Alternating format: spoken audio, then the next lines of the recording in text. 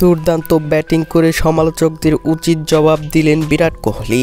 Century miss করেও কোনো আক্ষেপ না করে বুঝালেন তিনি নিজের জন্য খেলেন না, বরং দলের জন্য খেলেন। হ্যাঁ দর্শক, চলুন জানি বিস্তারিত।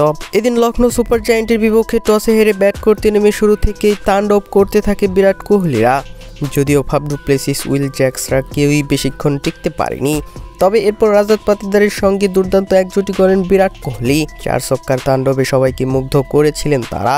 রাজাত পাতিদার যদিও 50-র পর ফিরে গিয়েছিলেন, তবে বিরাট কোহলি ছিলেন অবিচল।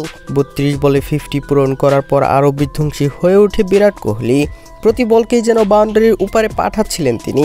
যদিও একটুর জন্য সেঞ্চুরি মিস হয়ে যায় তার, কেননা 18তম ওভারের 4র্থ বলে রাইলি রসুর কাছে ক্যাচ দিয়ে আউট হয়ে যান তিনি।